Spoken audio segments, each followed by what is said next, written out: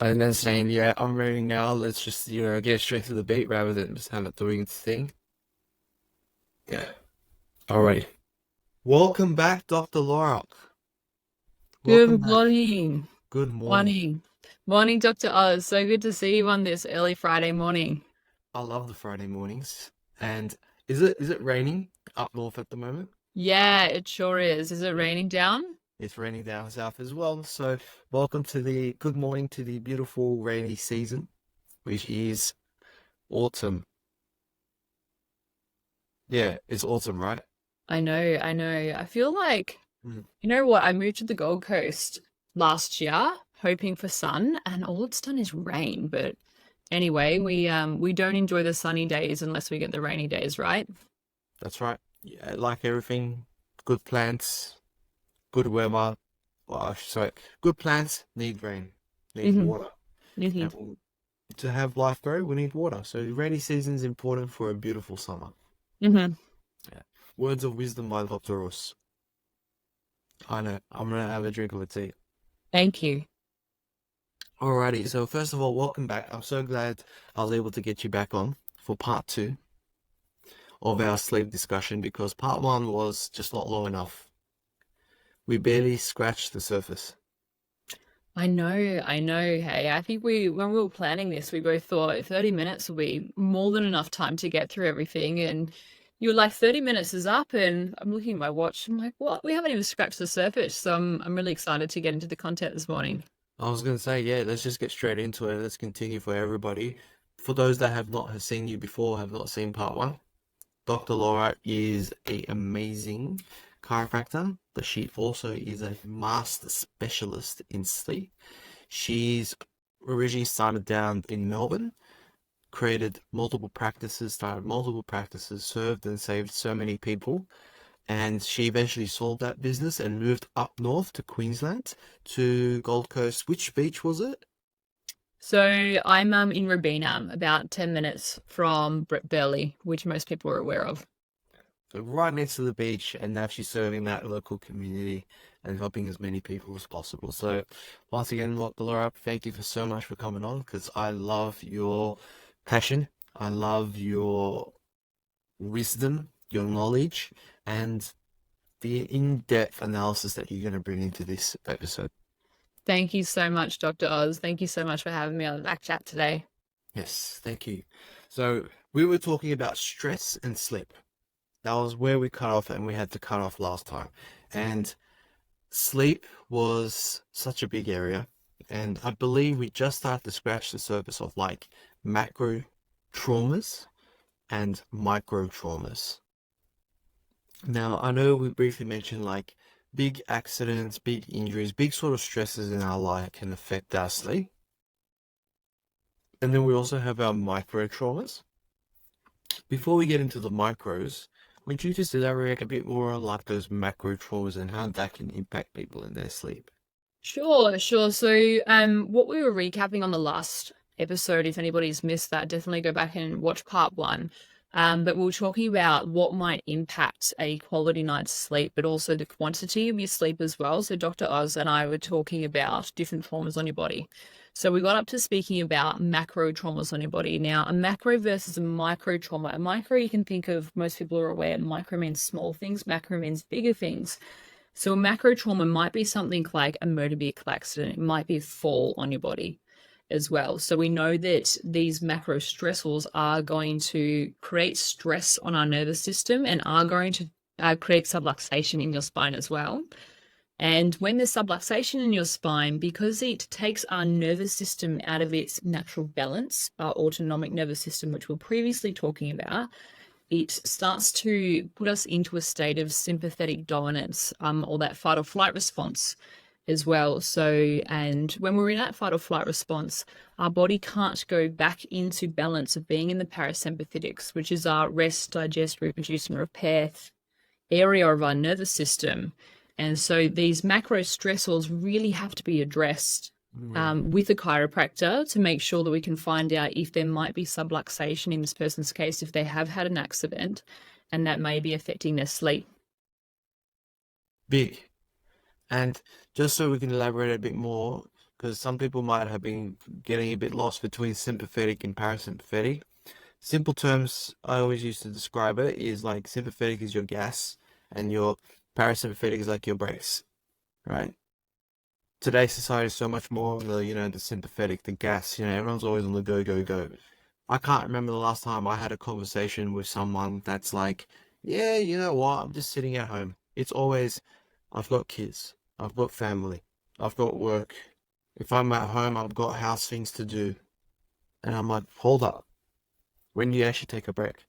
Oh, when I sleep. But you ain't even sleeping. So there's a big component there as well.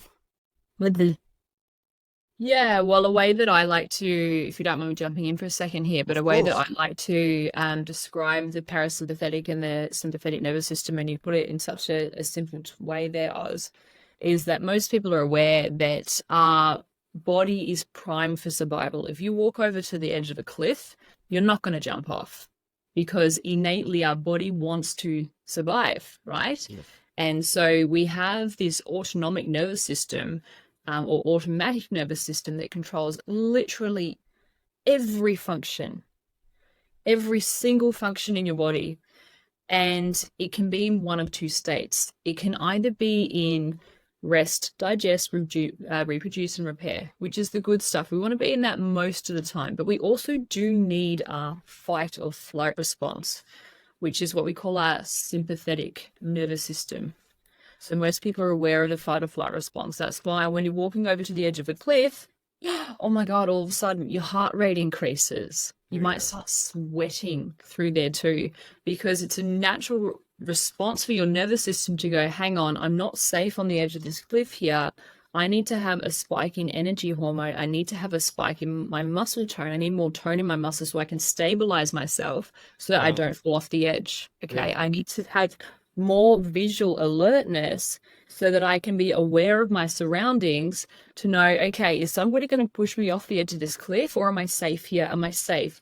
We need to be able to have a heightened auditory response to go, hang on, what's happening around me? Can I hear someone looking over to me? Are they going to push me off the edge? So, because our nervous system is wired for number one, making sure our body survives for as long as possible, that fight or flight response is innately in our body and it is what gets triggered so often as well. Yeah. But the interesting thing is that our nervous system doesn't know the difference between stress because we're walking over to the edge of the cliff and we might potentially fall off, or stress because we've had a fight with our spouse, or we're looking after a disabled child, or it might be stress because we're in a job that we freaking hate and we're sitting for 8 hours a day getting Hmm. bullied by somebody and we're working behind a laptop. It triggers that same fight or flight response in your body. And you're 100% correct. Now that I think about it, we have we have the ability to overpower what our body tells us because we always have that choice or that conscious decision. For example, there's people that do skydiving. There's people that do bungee jumping. You have that fear, but then you have the choice to be able to be like, all right, I'm still going to make the jump. And, kudos to you. That's bravery and that's courage. And that allows you to grow as a person. But at the same time, I'm putting my hand over fire. I was going to use that one as well. Yeah. Put my hand over fire. My hand starts getting hot. And what does your sympathetic nervous system do? Whew, pull away. Pull away. So, and when you actually spoke about all those real life things that happen to people almost every single actually it happens every single day to someone around the world. That's a stress. That's just constantly putting that body into that heightened mode. And if that's happening to you on a daily basis, that type of stress, you get used to it. Mhm. Yeah, and how that's going to therefore affect our sleep as well is that when our system is on high alert, when we're in that fight or flight response, it's not safe to fall asleep. I need to be alert, right? I need to be aware of what's going on with my five senses. Am I safe? Am I safe? Am I safe? What was that rustling? What was that noise, honey? What was that noise? Did you hear that? Someone's breaking into the house. Yeah. So somebody that's like that is somebody that's stuck in that state where the fight or flight response, which is so, so, so common these days, they're not going to get a good night's sleep because their nervous system isn't going to allow their body to go back into that parasympathetics, back into that rested response to actually have a good quality sleep so they can get into Yeah. deep sleep and also quantity of sleep too. There's there was a really good example that we could use is, you know, people right now to try to get better sleep, they take different types of like sleep medication Mhm. to put them to sleep. But the sleep medication doesn't turn off the stress that you've been experiencing. No. So it's causing your, like, for example, I don't know what it's called, but it's like a small sleeping tablet. There's different brands, there's different names, there's like so many of them. But basically, it forces and produces more melatonin in your body to get you more into a sleepy state so that you can just fall asleep. But what happens is that sympathetic response is still high. And So then, you're trying to sleep by increasing this, but this is still high. So what you end up happening is people going to sleep, but they're not waking up refreshed no. because their body's just still working. They're fighting, they're battling each other. And Whereas then, one should be doing this, but instead of that, it's that mhm, both systems overdrived and mhm. your body suffers as a result. Absolutely. So yeah, going back to those traumas on your body. So we spoke about those macro traumas, so bigger accidents that we might have that could put our nervous system into that state of fight or flight. But Mhm. we've also got the micro traumas as well, and I think we might have briefly touched on this in the last episode. We did. But these ones, I mean, these ones are the ones that are just so freaking common. How many times, Dr. Oz, do you get people coming to you in your practice? They say, "Oh yeah, like." Might get like 5 hours of sleep a night, but I wake up every couple of hours. But that's just normal for me. I haven't had any big accidents before, no car accidents, no falls or anything. It's like, okay, well, let's have a look. What are you doing for work? Oh, I've worked in administration. Okay, how long have you been doing that for? Oh, for the last 15 years. And Yeah. you working behind a computer? Yeah, 8 hours a day for 15 years. So most of the time, we find that it's these modern day micro traumas that are actually causing the bigger issues than the macro traumas. Massive. Massive. There could be whatever job that they're doing it for multiple hours a day is just causing so much stress. And how does like those micro traumas accumulate to a point where it affects people's sleep? So because if you do one of with a micro trauma, you do it once, your body's resilient, it's going to bounce back. But if you do it repetitively every single day for hours, and you then compound that by weeks and then possibly years in some case, it's these smaller things that are going to start to cause dysfunction, which is what we as chiropractors call subluxation in your spine, which is going to bring our nervous system back out of that balance. It's going to put us into that fight or flight state again, which Yeah. once again is going to affect your sleep. And before we get into like all the different types of stresses, all those micro traumas so people can help identify what they might be doing in their life, let's talk a bit about subluxation Sure, let's go because for it. it is so missed so often. And like you mentioned, it's subluxation is just a misalignment of the spine, which now causes interference in your nervous system. Before you mentioned the brain controls everything in the body.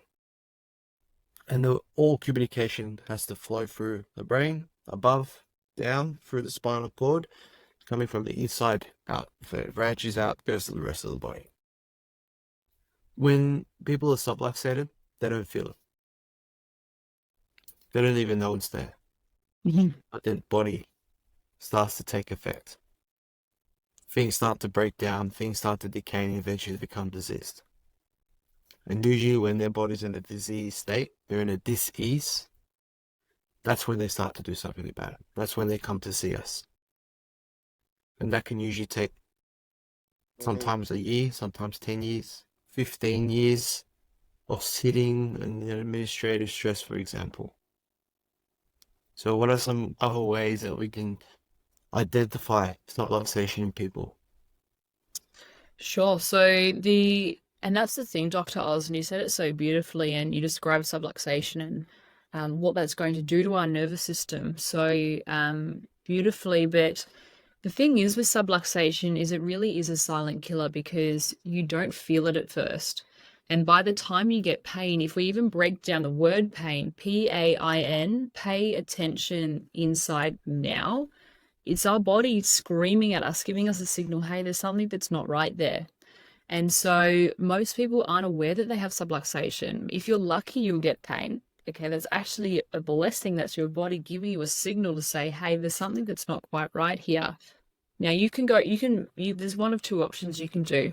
If you're lucky enough to actually get a symptom, that's what we call a symptom, and your educators know that, you know what, maybe I should go and get my spine checked by a chiropractor to see if I might have this condition called subluxation causing my symptoms. But most people, unfortunately, are brought up in this allopathic medical model that, well, you know, the pain's not that bad. It's only a stiffness. You know, I can still live with it. I'm just taking Panadols every day. You know, that gets rid of the problem through there. So, Does it? unfortunately, no, It it doesn't. doesn't.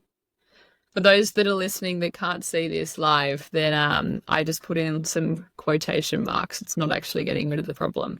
It's like driving your car and having the change oil light go off, and instead of changing the oil, you put some duct tape over the oil light. Yeah, the oil light's not flashing anymore, but the problem's still there. So that's what painkillers are doing in your body. They're not actually getting to the root cause of the problem, which is often more often than not subluxation in your spine. So Yes. that's if you're lucky you're going to get pain. But a lot of people have subluxation. They have this low level nervous system interference that's causing their body to become less connected, more diseased, like you said, Dr. Oz, which is going to stop us from being able to be in a position where we have optimal health, we have vitality, we're a conscious, connected human being that's connected with our spirit, with our soul. We're not going to know that if we don't have pain. And the only way that you can know that is by coming in, getting a proper assessment by a chiropractor, a vitalistic chiropractor. Love it. And do I have permission to just go hard on this video? Sure, All you right. got permission. All right. Thank you. Because first of all, I see it every time. I see it every single time. I started with Panadol, Nurofen. It was happening occasionally. I'll do it once a month. Now I'm doing it fortnightly. Now I'm taking Nurofen every single day. But that's not working. So I swapped to stronger medication, things that I have to get from pharmacies, not just over the counter. And now I'm using all of that, and that's having other side effects in my body Hmm. because it's causing my kidneys to work harder. And you know, Australia has the highest incidence of kidney disease. Hmm. So people are dying from kidney failure because they're taking too much medications. But then you know what? Those painkillers don't work. I move on to the next. I move on to the next. At one point, is enough, right? And this is not people's fault. It's just the way that we've been taught from a young age that if you have pain, if you have symptoms, if the symptoms disappear, you're okay.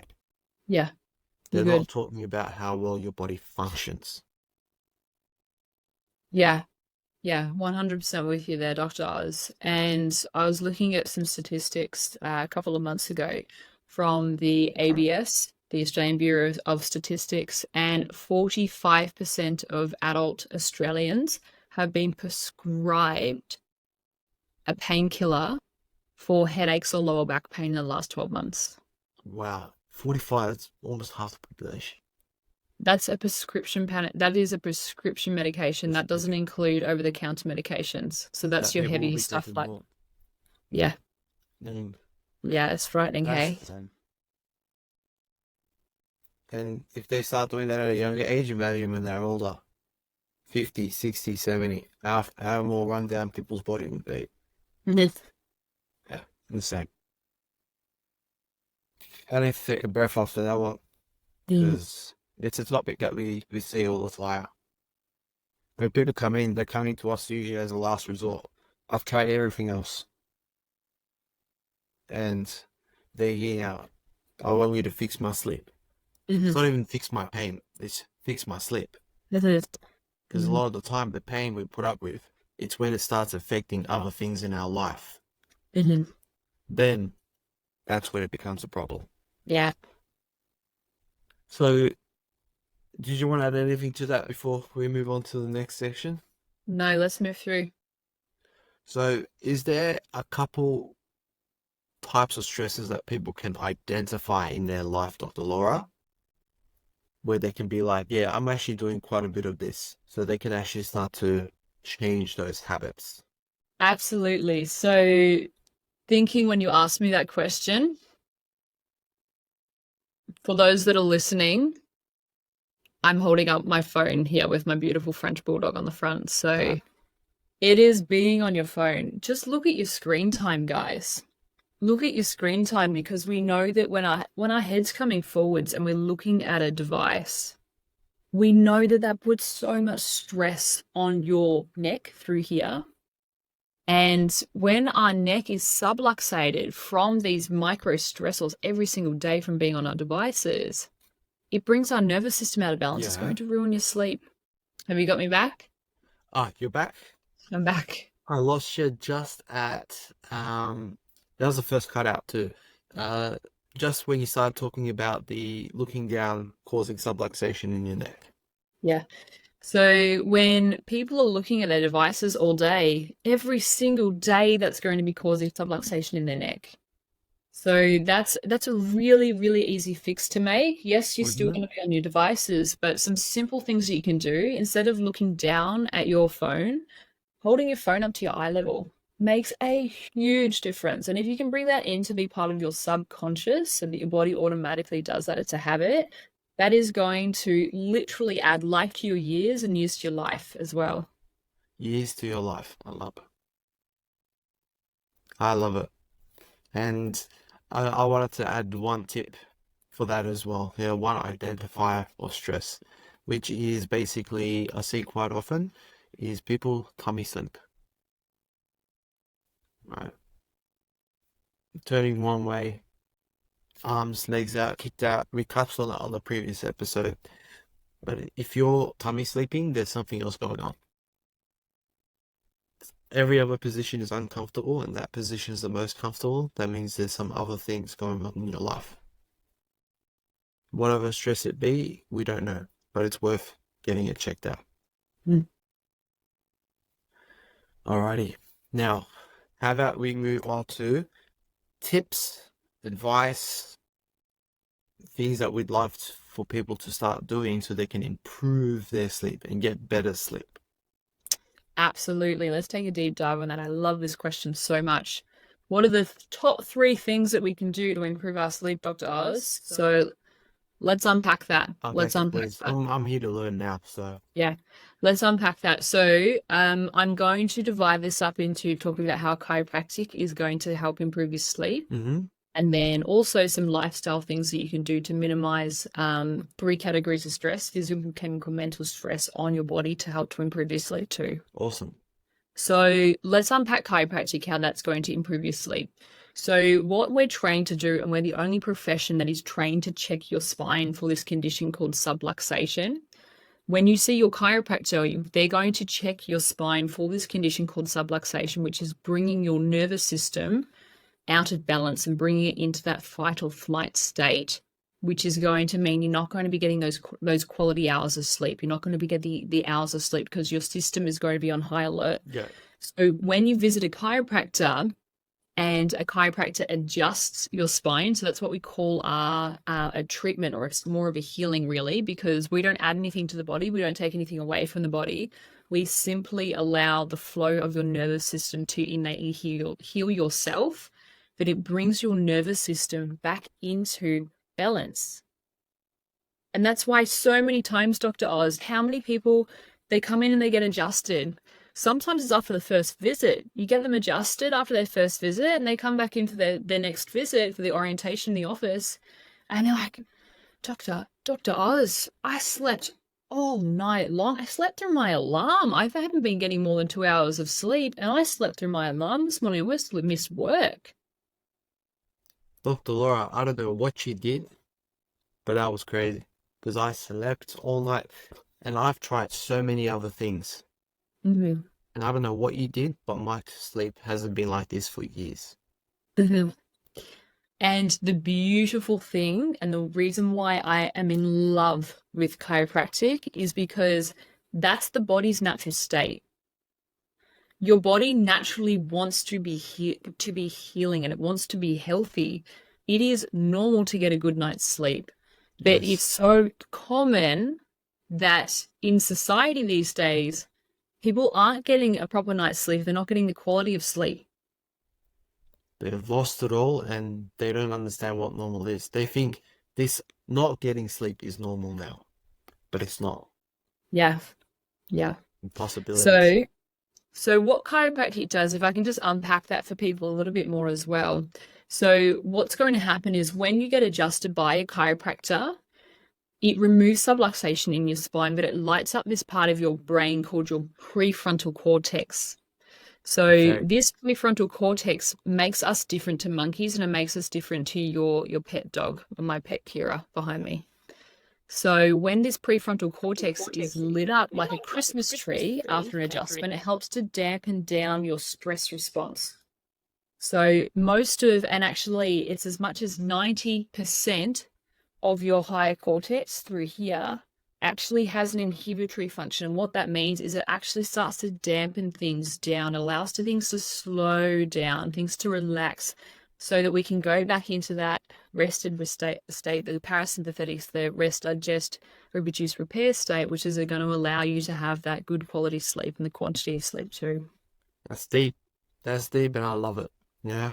For the people that love to have their brain challenged, just a landmine of beautiful nuggets just waiting there for you. So that's awesome. Yeah. Mm-hmm. And it's important. Like that's what separates us from a lot of animals. Because we have that ability to have higher critical thinking. So how about some tips and advice or ways to navigate the three types of stresses? Sure, that's going to improve our sleep. So, okay, let's start to talk about some physical stress then, Dr. Oz. So, the biggest one is looking after your posture throughout the day, because we spoke about in the previous episode. If your head comes forward and your shoulders are rounded forwards because you're working behind either a computer or you're scrolling TikTok and Instagram all day long, it's going to feed back to your nervous system that you're in that fight or flight response.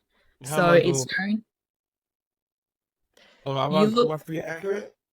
yeah, you look pretty terrible there, Dr. Oz. Yeah, we've Looks all like been you there. won't get night sleep. We've all been there. So we're coming from a place of understanding. Yeah, yeah. We've been there. I used to hold my phone like this before I knew how to use it. So it's Okay. about taking some time and thinking, okay, if I do work in admin, how can I lift my screens up so my head's not coming forwards? You should be taking, just so you guys know, if you work in administration or you just work behind a computer, which is a lot of people, especially on the Gold Coast where I am, lots of people work in offices. Just getting out of your chair every 30 minutes is scientifically proven to keep your muscles around your spine switched on, but also to help improve your posture as well. And if you are using your phone, holding it up at your eye level, not looking down at your phone, that's going to make a massive difference. So that's my top tip for reducing physical stress before you go to sleep. What I'd also put in there that's quite important as well for those of you that love going to the gym, and I'm a big gym junkie, I love the gym. However, if you're going to do a workout, especially a high intensity workout, and then try and knock off to sleep in the hour following, best of luck, because what happens is when you're working out, you're actually increasing your stress hormone, which is called cortisol, in your body, and then for 2 hours afterwards it takes time for your body to process that and flush that cortisol out. So that's also not the best idea if you're wanting a good night's sleep. Yeah. So you're better off to leave your workouts for make sure they finish at least 2 hours before you're planning on putting your head on the pillow. Yeah, 100%. I always feel more energized after I train at the gym, and then a couple of hours later I just crash. That's how it is, literally.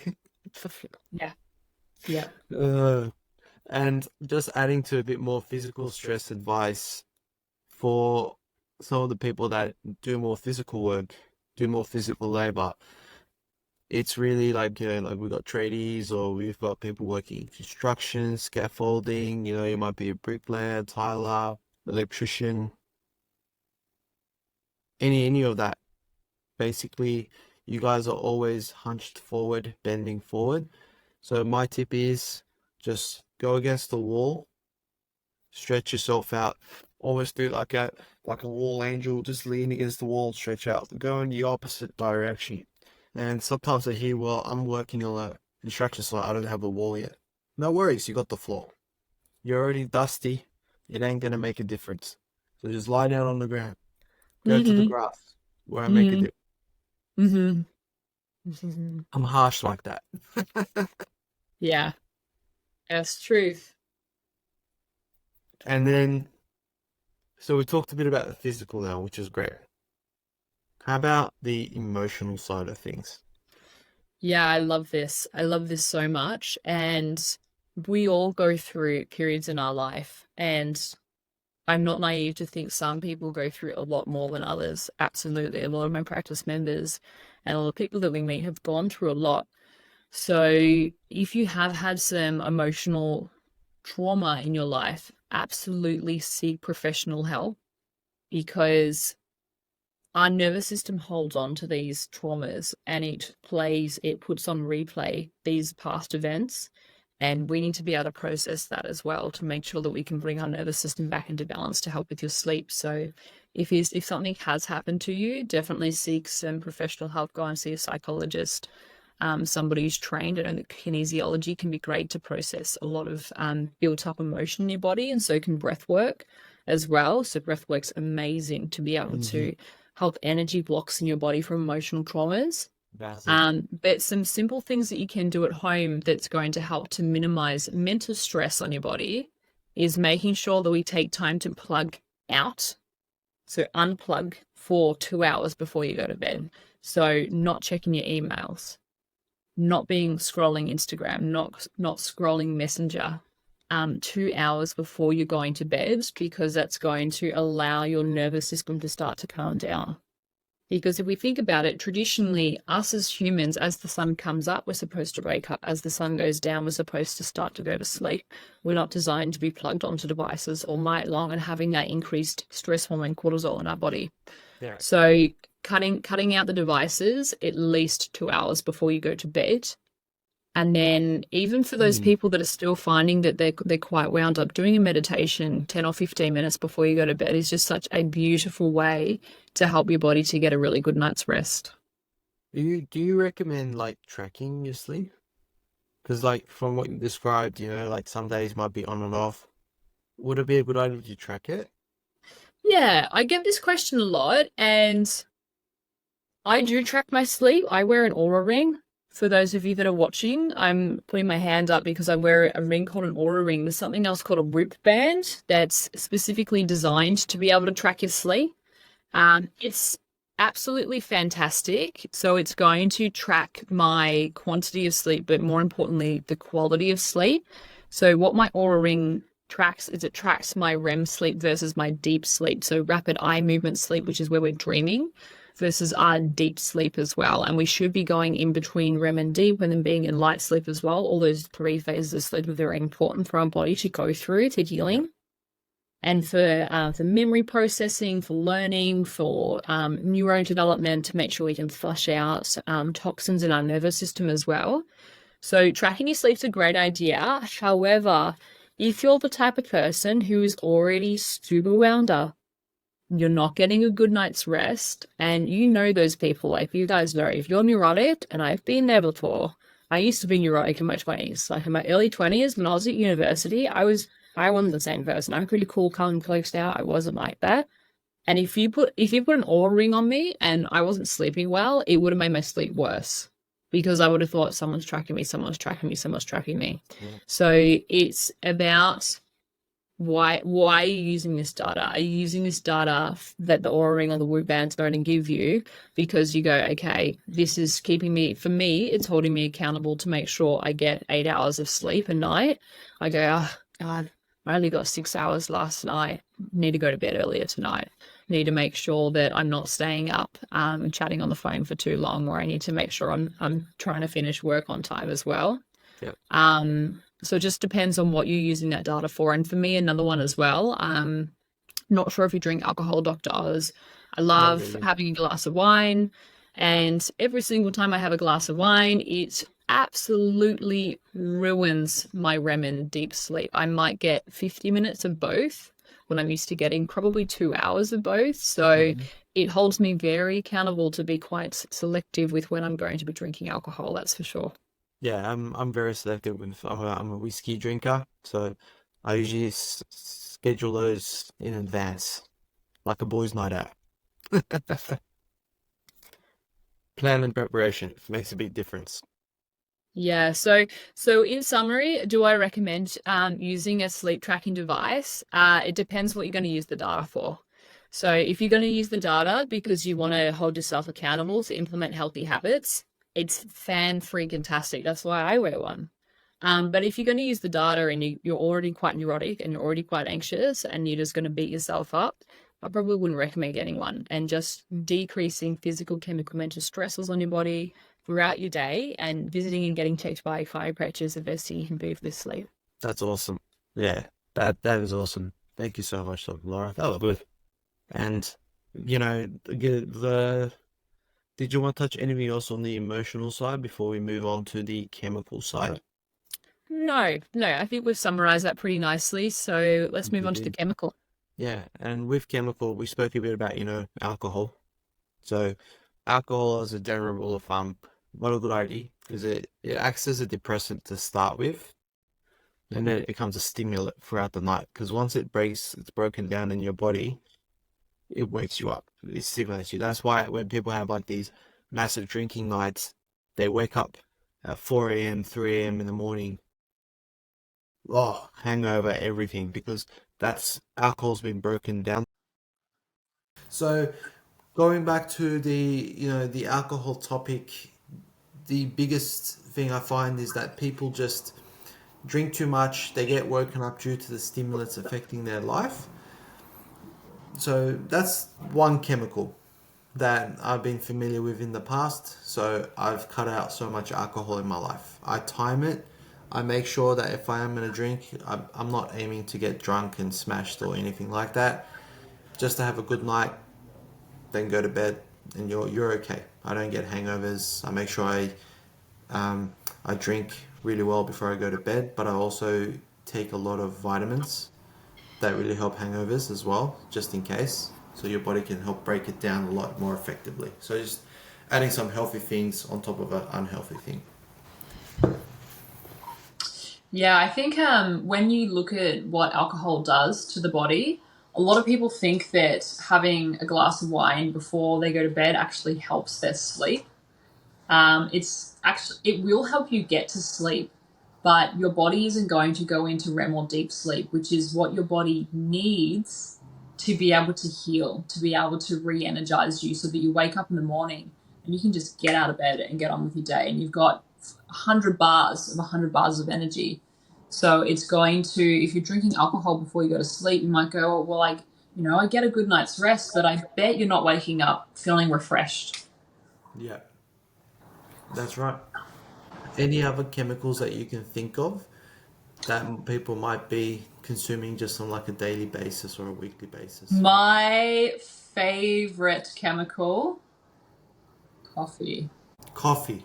Coffee, Oh my God. caffeine. I was hoping we didn't have to talk about coffee. Ha ha ha.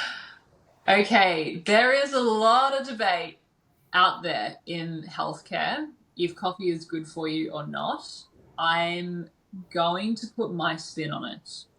Coffee is good for you because it is full of polyphenols if you get single origin coffee that's not blended. Okay. that's not full of mold toxins. So that's the type of coffee that's going to give you that spike and then the drop. And so we want another spike and then we drop. And then we have another spike and we have another drop. So all of a sudden we're like, oh my God, I've had like 6 cups of coffee today. So if you're going to drink coffee, drink it before midday because it Yeah. takes 6 hours for your body to actually process the caffeine. So if you're going to be drinking coffee after midday, you're not going to be able to get a good night's sleep because your body, and this is just science, some people go, well, I can drink coffee at 5 o'clock at night, but they might not feel, just like subluxation, you don't always feel that you got subluxation. They might not feel that they're not good at getting a good night's rest. But the data, if they were to wear an Oura ring or a Whoop band, is going to tell something completely different, right? Yeah. So your body does scientific, and this is scientifically proven, it takes 6 hours to be able to process caffeine. So if you're drinking coffee after midday, good luck getting a really good night's sleep if you're wanting to get to sleep at 9 or 10 o'clock at night, like 80% of the population do. So cutting your caffeine to before midday and just trying to cut down your caffeine intake as well. So caffeine is a stimulant. It does help as a nootropic to help us to focus. So I'm not against caffeine. It's just limiting your intake and making sure that you're not having it after midday. Big. It's big. And one other advice I can give is a tough one. I don't know if you'll be able to do it. Is when you wake up, the first thing you do is you don't have caffeine.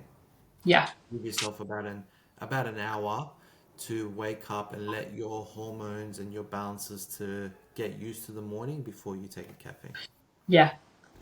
Yeah. And if I can unpack that a little bit more, Dr. Oz, it's Of course. because when you're having caffeine first thing in the morning, it just smashes our adrenal glands. So our adrenal glands, these tiny little walnut shaped glands that sit on top of your renal system, which is your kidneys, and they produce your stress hormone called cortisol.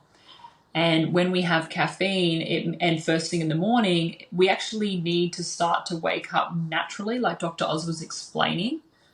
We need to have a natural rise in cortisol. We don't need to have this artificial rise because we're being bombarded with caffeine.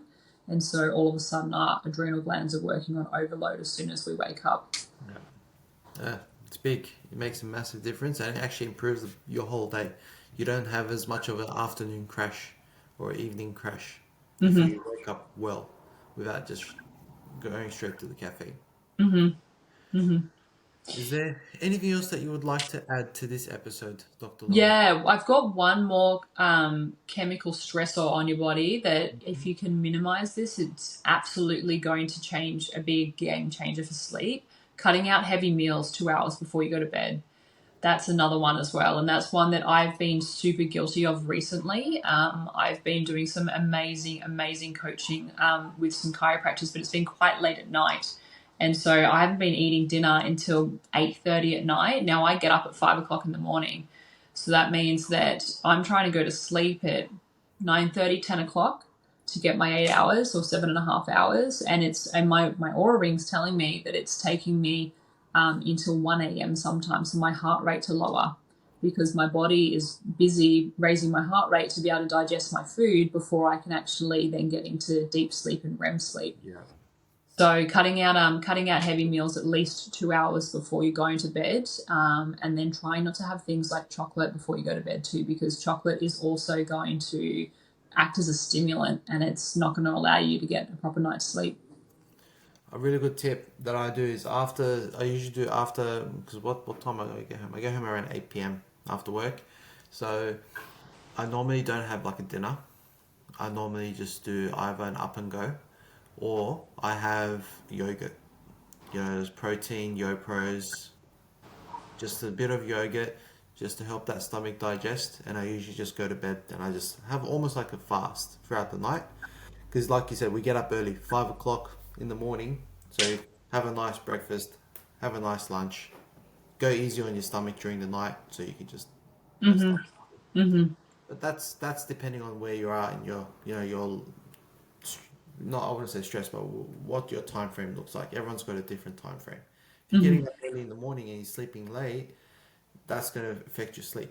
But you need to sleep early, so you don't want to eat too much. So you just want to balance that out. Have something so you don't feel hungry going to bed, Because Hmm. when you wake up, you're just going to be a monster. Hmm. Hmm. I need something to chow down. Yeah, yeah, for sure. And I think there's these social norms that, I've got to get up and eat breakfast at 7 o'clock in the morning. I've got to have lunch at 12, and I've got to have dinner at 7 o'clock. I think you need to look at what works with your lifestyle, and not just follow the social norms, because what's applicable for Dr. Oz and I might not be applicable for you guys, because you guys might be night shift workers. You might be people that are having to get up at 1 o'clock in the morning because you're a baker or you're working in a butcher shop. So, Words of wisdom. I love it. Dr. Laura, thank you so much for coming on for part two. my absolute pleasure. Thank you so much for having me back again. Always. And I'm wishing you a beautiful day and a beautiful weekend. And thank you for sharing your knowledge and thank you for sharing so much that you know to help people every day.